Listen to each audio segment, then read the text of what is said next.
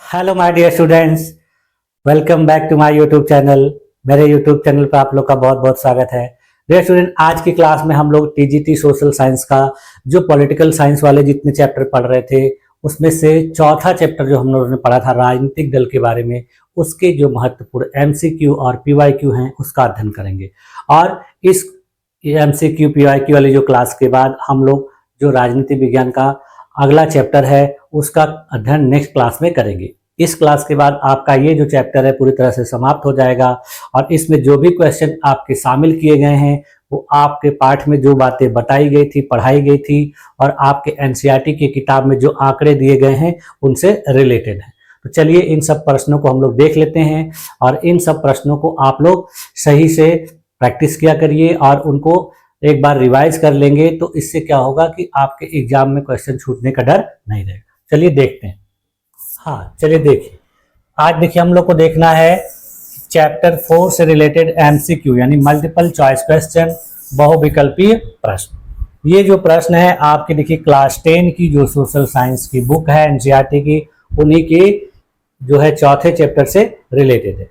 ठीक है, तो देखिए आज की क्लास का इस एमसीक्यू वाली क्लास का पहला क्वेश्चन देखिए आपके पार्ट से रिलेटेड है, जिसमें देखिए क्या पूछा रहा है। देश के प्रत्येक राजनीतिक दल को अपने दल का पंजीकरण कहाँ कराना पड़ता है, यानी जितने भी राजनीतिक दल होते हैं उनका अपना रजिस्ट्रेशन जो होता है वो कहाँ करवाते हैं। तो यहाँ देखिए ऑप्शन दिया गया है उच्च न्यायालय में, दूसरा ऑप्शन दिया गया है संसद में, तीसरा दिया गया है राष्ट्रपति भवन में और चौथा दिया गया है चुनाव आयोग में। जैसे देखिए मैंने आप लोग को पढ़ाते समय बताया था कि राजनीतिक दलों का जो रजिस्ट्रेशन होता है, राजनीतिक दलों को जो मान्यता मिलती है और उनके चुनाव प्रचार या उनके नियमों में जो कुछ भी करना होता है वो सब कौन करता है? चुनाव आयोग करता है। ठीक है, तो इस क्वेश्चन का देखिए राइट ऑप्शन क्या हो जाएगा? ऑप्शन नंबर घ। ठीक, उसके बाद फिर देखिए नेक्स्ट क्वेश्चन है कि भारत में कितने राष्ट्रीय राजनीतिक दल हैं। तो देखिए भारत में पूछा जा रहा है कि राष्ट्रीय राजनीतिक दल कितने। तो मैंने आप लोग को पढ़ाते समय बताया था कि भारत में कुछ क्षेत्रीय दल हैं और जो है राष्ट्रीय दल है। राष्ट्रीय दलों की संख्या जो है देखिए कभी कभी बदलती रहती है। तो उस समय जब मैंने आप लोग को पढ़ाया था तो उसमें बताया था कि 2024 तक अपने देश में राष्ट्रीय दलों की संख्या कितनी है? 7 है।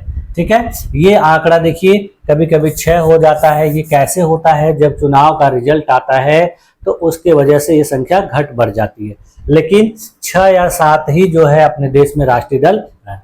तो इस समय देखिए वर्तमान में 2024 तक अपने देश में राष्ट्रीय दलों की संख्या कितनी है? 7। ठीक, तो इस क्वेश्चन का देखिए राइट ऑप्शन क्या हो जाएगा? ऑप्शन नंबर ग। फिर देखिए अगला क्वेश्चन है क्वेश्चन नंबर 3। इसमें देखिए क्या पूछा जा रहा है कि निम्नलिखित में से कौन सा राजनीतिक दल राष्ट्रीय पार्टी नहीं, यानी इसमें से कौन सा ऐसा दल है जो राष्ट्रीय दल नहीं है। देखिए यहाँ नाम दिया गया है भारतीय जनता पार्टी, दूसरा दिया गया इंडियन नेशनल कांग्रेस, तीसरा दिया गया है बहुजन समाज पार्टी, चौथा दिया गया है समाजवादी पार्टी। तो देखिए जब मैंने आप लोग को पढ़ाया था एनसीईआरटी की बुक में भी बताया था तो उसमें देखिए भारतीय जनता पार्टी जो है राष्ट्रीय पार्टी है, इंडियन नेशनल कांग्रेस भी राष्ट्रीय पार्टी है और बहुजन समाजवादी पार्टी भी जो है राष्ट्रीय पार्टी है। जो समाजवादी पार्टी है ये राष्ट्रीय पार्टी नहीं है। तो इस क्वेश्चन का देखिए राइट ऑप्शन क्या हो जाएगा? ऑप्शन घ। ठीक, क्वेश्चन नंबर देखिए 4। भारतीय राष्ट्रीय कांग्रेस की स्थापना किस वर्ष में हुई? ये देखिए क्वेश्चन पूछा जा रहा है कि भारतीय राष्ट्रीय कांग्रेस की स्थापना की गई थी।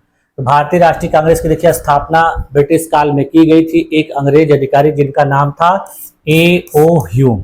ठीक है, ये आप लोगों ने इतिहास की किताब में पढ़ा होगा कि A.O. ह्यूम के द्वारा भारतीय राष्ट्रीय कांग्रेस की स्थापना जो है कब की गई थी? 1885 ईस्वी में। तो देखिए यहाँ पहला ऑप्शन जो है दिया है वही होगा, दूसरा देखिए 1945, 1920, 1880, ये सब नहीं होंगे। तो राइट ऑप्शन क्या हो जाएगा? उत्तर इसका क। ठीक, अब देखिए अगला क्वेश्चन पूछा जा रहा है क्वेश्चन नंबर 5। संसद में प्रतिपक्ष किसे कहते हैं, यानी संसद में प्रतिपक्ष किसे कहते हैं? प्रतिपक्ष का मतलब होता है कि वह दल जिसकी सरकार न बनी हो, यानी उसको हम लोग विपक्ष के रूप में भी कहते हैं। तो देखिए इसमें पहला ऑप्शन दिया गया है शासक दल, दूसरा दिया गया विरोधी दल, तीसरा दिया गया है सहयोगी दल और चौथा दिया गया है इनमें से कोई नहीं। तो देखिए जो प्रतिपक्ष दल होता है उसको कहा जाता है विरोधी दल। ठीक है, तो इस क्वेश्चन का देखिए राइट ऑप्शन क्या हो जाएगा, ऑप्शन नंबर क। ठीक, विपक्ष भी कर सकते हैं, विरोधी भी कर सकते हैं, प्रतिपक्ष भी कर सकते हैं।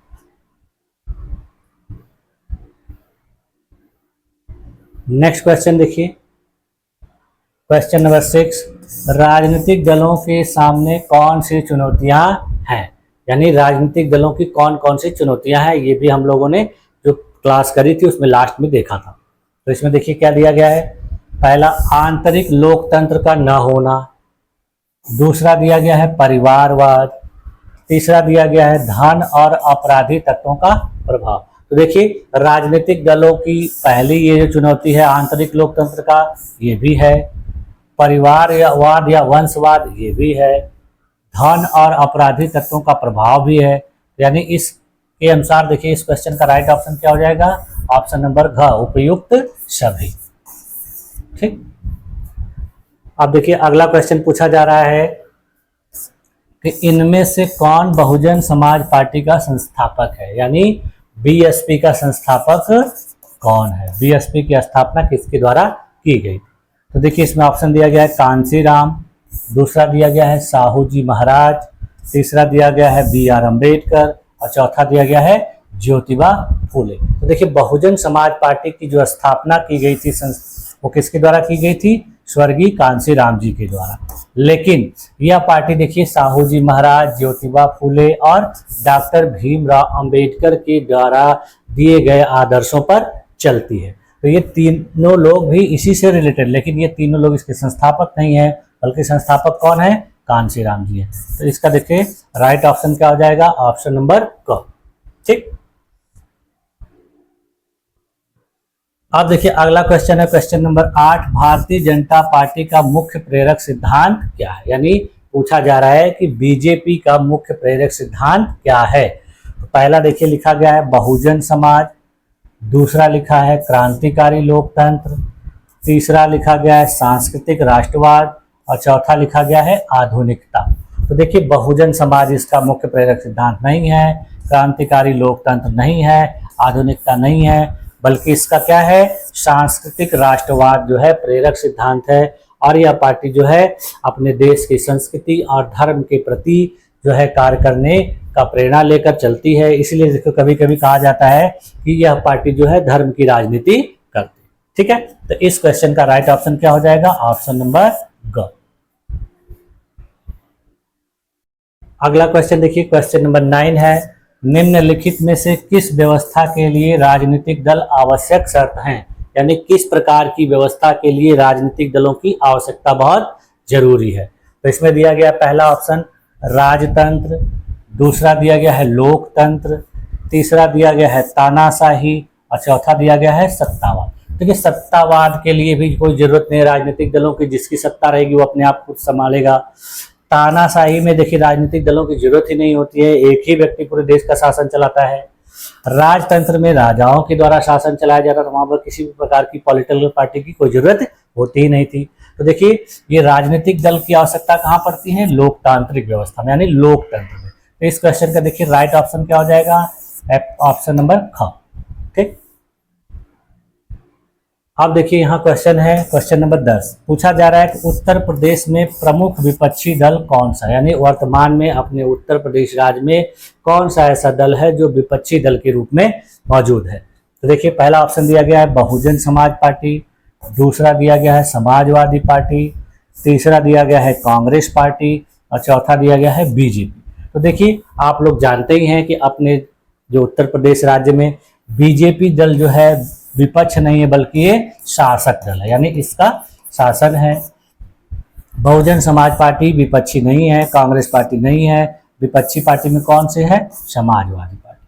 ठीक है, तो इस क्वेश्चन का राइट ऑप्शन क्या हो जाएगा, ऑप्शन नंबर ख। ठीक है, अब देखिए इसमें क्वेश्चन पूछा जा रहा है कि निम्नलिखित में से किस राजनीतिक पार्टी पर वंशवाद का आरोप लगाया जाता है, यानी कौन सी ऐसी पार्टी है जिस पे कहा जाता है कि यहाँ पर एक ही वंश के लोग जो है उच्च पदों पर बने रहते हैं। तो पहला ऑप्शन दिया गया देखिए भारतीय जनता पार्टी, दूसरा दिया गया है इंडियन नेशनल कांग्रेस, तीसरा दिया गया है बहुजन समाज पार्टी और चौथा दिया गया राष्ट्रीय कांग्रेस पार्टी। तो देखिए भारतीय जो है राजनीतिक पार्टियों में जो वंशवाद का आरोप लगता है वो भारतीय जनता पार्टी पर नहीं लगता है, बहुजन समाजवादी पार्टी पर नहीं लगता है, राष्ट्रीय कांग्रेस पार्टी पर नहीं लगता है, बल्कि किस पे लगता है, इंडियन नेशनल कांग्रेस पर। तो इस क्वेश्चन का देखिए राइट ऑप्शन क्या हो जाएगा, ऑप्शन नंबर ख।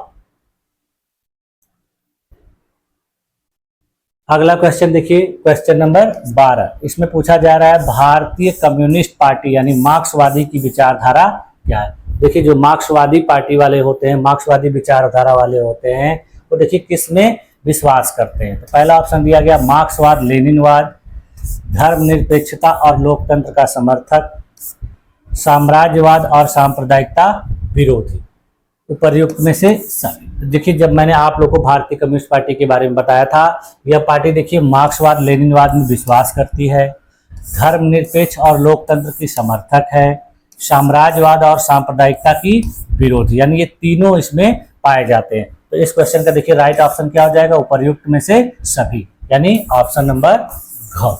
ठीक, अगला क्वेश्चन देखिए क्या है, इसमें पूछा जा रहा है कि निम्नलिखित में से कौन सा राजनीतिक दल राष्ट्रीय पार्टी नहीं है।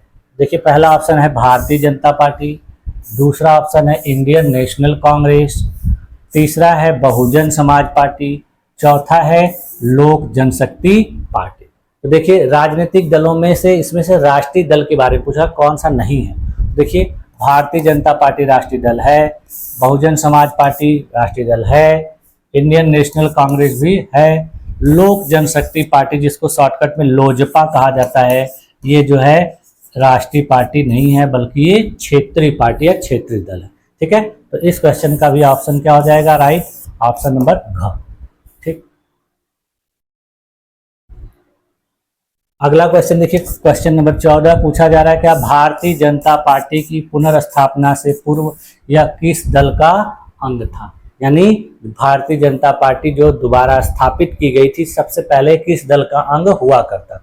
तो यहाँ देखिए पहला ऑप्शन दिया भारतीय जनसंघ, दूसरा दिया है भारतीय संगठन, तीसरा दिया है भारतीय जन संगठन और चौथा दिया है भारतीय सामाजिक संघ। तो देखिए जब मैंने आप लोग को पढ़ाया था उसमें बताया था कि भारतीय जनता पार्टी जो है पहले स्थापना के समय में इस तरह से नहीं थी, बल्कि इसका प्रारंभिक नाम क्या था, भारतीय जनसंघ के नाम से स्थापित की गई थी और इसकी स्थापना किसने की थी, डॉक्टर श्यामा प्रसाद मुखर्जी के द्वारा। बाद में इसको देखिए पुनर्गठित किया गया था 1980 ईस्वी में, तब जाके इसका यह नाम पड़ा था। तो यह पार्टी देखिए सबसे पहले किस दल का अंग थी, भारतीय जनसंघ का थी। ये बाकी चीजें जो है नहीं होंगी। तो इस क्वेश्चन का देखिए राइट ऑप्शन क्या हो जाएगा, ऑप्शन नंबर क। फिर देखिए क्वेश्चन नंबर 15, क्या पूछा जा रहा है, निम्नलिखित में से कौन क्षेत्रीय दल नहीं है, यानी इसमें कहा जा रहा है कि इसमें से कौन सा क्षेत्रीय दल नहीं। वहां क्या पूछा गया था, राष्ट्रीय दल नहीं। अब देखिए यहाँ पूछा जा रहा है Samajwadi Party, Lok Janshakti Party, all India Trinamool Congress और चौथा दिया गया है इंडियन नेशनल लोक दल। ठीक है, अब देखिए इसमें हमको समाजवादी पार्टी के बारे में हमको पढ़ने को मिला था कि ये उत्तर प्रदेश की देखिए क्षेत्रीय पार्टी है, लोक जनशक्ति पार्टी देखिए बिहार की क्षेत्रीय पार्टी है। उसके बाद फिर देखिए इंडियन नेशनल लोक दल जो है ये भी क्षेत्रीय पार्टी है। ऑल इंडिया तृणमूल कांग्रेस जो है जिसको हम लोग टीएमसी के नाम से जानते हैं, ये देखिए राष्ट्रीय पार्टी है। तो ये देखिए इस क्वेश्चन का राइट ऑप्शन क्या हो जाएगा, ऑप्शन नंबर। इसी पार्टी की देखिए ममता बनर्जी जो है पश्चिम बंगाल राज्य में जो है मुख्यमंत्री है वर्तमान। ठीक, अब देखिए अगला क्वेश्चन है महाराष्ट्र का क्षेत्रीय दल कौन सा है। ठीक है, तो देखिए पहला ऑप्शन दिया गया शिवसेना, दूसरा दिया गया नेशनल कांग्रेस पार्टी, तीसरा दिया गया है जनता दल सेक्युलर और चौथा दिया गया है राष्ट्रीय लोकदल। तो देखिए हम लोग को नाम से ही पता है कि महाराष्ट्र का क्षेत्रीय दल कौन है, शिवसेना। बाकी देखिए ये सब जो है महाराष्ट्र के क्षेत्रीय दल नहीं है। तो इस क्वेश्चन का देखिए राइट ऑप्शन क्या हो जाएगा, ऑप्शन नंबर क। अगला क्वेश्चन देखिए क्वेश्चन नंबर 17। इसमें देखिए पहला क्या है 17वां में, भारत की प्राचीन संस्कृति और मूल्यों से प्रेरणा लेकर मजबूत और आधुनिक भारत बनाने का लक्ष्य निम्नलिखित में से किस दल का है।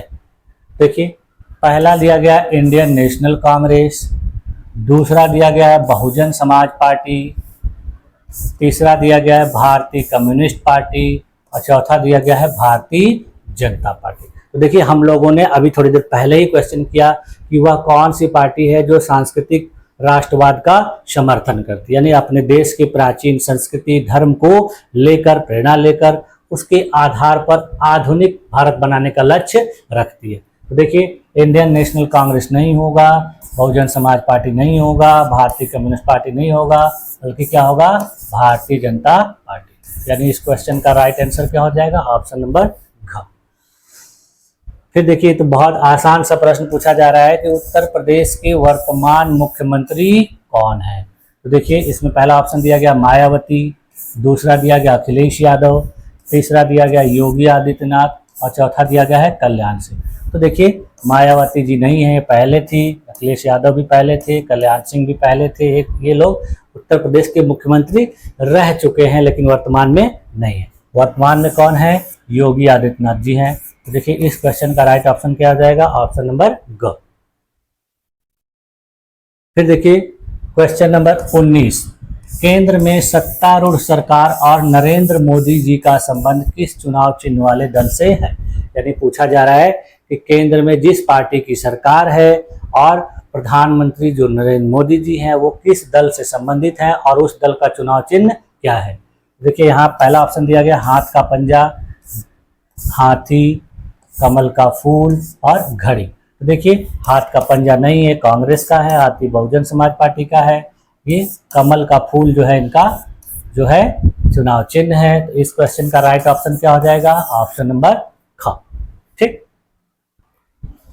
देखिए क्वेश्चन नंबर 20 क्या पूछा जा रहा है, निम्नलिखित में से कौन सी पार्टी भारत में सामाजिक आर्थिक न्याय का लक्ष्य साधने में लोकतांत्रिक चुनाव को सहायक और उपयोगी मानती है। यानी इसमें वह कौन सा दल है जो इनके आधार पर लोकतांत्रिक चुनाव को सहयोगी और उपयोगी मानती है। पहला ऑप्शन दिया गया देखिए इंडियन नेशनल कांग्रेस, दूसरा दिया गया है समाजवादी पार्टी, तीसरा दिया गया भारतीय कम्युनिस्ट पार्टी सीपीआई और चौथा ऑप्शन दिया गया भारतीय कम्युनिस्ट पार्टी मार्क्सवादी सीपीआईएम। तो देखिए जब मैंने इन दलों के बारे में आप लोगों को दूसरी वाली क्लास में पढ़ाया था तो उसमें मैंने आप लोगों को बताया था कि सामाजिक आर्थिक न्याय का लक्ष्य रख के और लोकतांत्रिक चुनाव के माध्यम से लोकतंत्र को सही तरीके से चलाने का जो लक्ष्य रखती है वो पार्टी कौन सी रखती है, सीपीआईएम रखती है। और मैंने इसमें आप लोग को बताया था कि इसी पार्टी का पश्चिम बंगाल में 30 वर्षों से ज़्यादा समय तक शासन था। ठीक है, तो इसमें देखिए इंडियन नेशनल कांग्रेस नहीं होगा, समाजवादी पार्टी नहीं होगा, सीपीआई नहीं होगा, बल्कि क्या होगा, सीपीआईएम। यानी इस क्वेश्चन का राइट ऑप्शन क्या हो जाएगा, ऑप्शन नंबर घ। अब देखिए क्वेश्चन नंबर 21, राजनीतिक दलों की भूमिका को व्यक्त करने वाला विकल्प कौन सा। यानी राजनीतिक दलों की भूमिका को व्यक्त करने में इसमें कौन सा ऑप्शन सही है। पहला देखिए क्या है, समाज सुधार, दूसरा आर्थिक विकास, तीसरा चुनावी राजनीति और चौथा है विदेशी राजनीति। उस राजनीतिक दलों की जो भूमिका होती है वो देखिए समाज सुधार, आर्थिक विकास, विदेशी राजनीति नहीं बल्कि क्या होती है, चुनावी राजनीति। यानी इस क्वेश्चन का राइट ऑप्शन क्या हो जाएगा, ऑप्शन नंबर ग। ठीक, अब देखिए क्वेश्चन नंबर 22, इसमें क्या पूछा जा रहा है, अधिकतर लोग आमतौर पर किसके प्रति खराब राय रखते हैं। यानी पूछा जा रहा है इसमें से कौन से ऐसे लोग हैं जिनके प्रति लोगों की राय बहुत खराब होती है। पहला दिया गया है सरकार, दूसरा दिया गया है समाज, तीसरा दिया गया है राजनीति और चौथा दिया गया है दल। तो देखिए लोगों की आमतौर पर राय किसके प्रति खराब होती है, सरकार के प्रति नहीं होती है, समाज के प्रति नहीं होती है, बल्कि किसके प्रति होती है, राजनीति के प्रति, दलों के प्रति। तो इस क्वेश्चन का भी राइट ऑप्शन क्या हो जाएगा? ऑप्शन नंबर ग। आप देखिए क्वेश्चन नंबर 23 क्या पूछा है? पार्टियां मुख्य रूप से क्या कार्य करती हैं? यानी जो पार्टियां चुनाव लड़ती हैं, चुनाव लड़ने के बाद वो क्या क्या काम करती हैं। तो देखिए पहला दिया है चंदा एकत्र करना, दूसरा चुनाव कराना, तीसरा देश के कानून निर्माण में सहयोग करना और चौथा इनमें से सभी। तो देखिए ये जो पार्टियां होती हैं मुख्य रूप से क्या करती हैं? देश के कानून निर्माण में सहयोग करती हैं, चंदा एकत्र करना नहीं, चुनाव कराना नहीं, इनमें से सभी। यानी इस क्वेश्चन का राइट ऑप्शन क्या हो जाएगा? ऑप्शन नंबर ग। ठीक, आप देखिए क्वेश्चन नंबर 24 क्या दिया गया है? राजनीतिक दल के विषय में सही विकल्प कौन सा? यानी राजनीतिक दलों के बारे में इनमें से कौन सा ऐसा विकल्प है जो सही है? तो पहला देखिए क्या दिया गया है? राजनीतिक दल भ्रष्टाचार फैलाते हैं। दूसरा दिया राजनीतिक दल लोकतंत्र की अनिवार्य शर्त है। तीसरा दिया गया है राजनीतिक दल अशांति फैलाते हैं। और चौथा दिया गया है राजनीतिक दल हड़ताल करवाते हैं। तो देखिए राजनीतिक दल भ्रष्टाचार नहीं, राजनीतिक दल अशांति नहीं फैलाते हैं, राजनीतिक दल हड़ताल का, राजनीतिक दल जो है लोकतंत्र की अनिवार्य शर्त है। यानी इस क्वेश्चन का राइट ऑप्शन क्या हो जाएगा? ऑप्शन नंबर ख। ठीक, आप देखिए अगला क्वेश्चन और इस सेशन का अंतिम क्वेश्चन, यानी इस क्लास का आपका ये अंतिम क्वेश्चन है, इस चैप्टर का भी अंतिम क्वेश्चन। यानी इस चैप्टर में आप लोग को कुल 25 प्रश्न शामिल किए गए हैं। इसके बाद फिर हम लोग दूसरा पढ़ेंगे। देखिए भारत में चुनाव संबंधी कार्यों का संचालन किसके द्वारा किया जाता है? यानी भारत में जो चुनाव संबंधी कार्य होते हैं वो किसके द्वारा संचालित किए जाते हैं? तो देखिए इसमें मैंने आप लोग को पढ़ाया था कि भारतीय निर्वाचन आयोग के द्वारा जो है चुनाव संबंधी कार्य जो है अपने देश में संचालित किए जाते हैं। राज्यों में जो पंचायत स्तर पर होता है उसका राज्य निर्वाचन आयोग के द्वारा किया जाता है, लेकिन लोकसभा और विधानसभा का जो चुनाव होता है उसके चुनाव से संबंधित जितने भी कार्य होते हैं वो किसके द्वारा किया जाता है? भारतीय चुनाव आयोग के द्वारा, यानी भारतीय निर्वाचन आयोग। इसको शॉर्टकट में देखिए election commission of India ECI के नाम से भी जाना जाता है।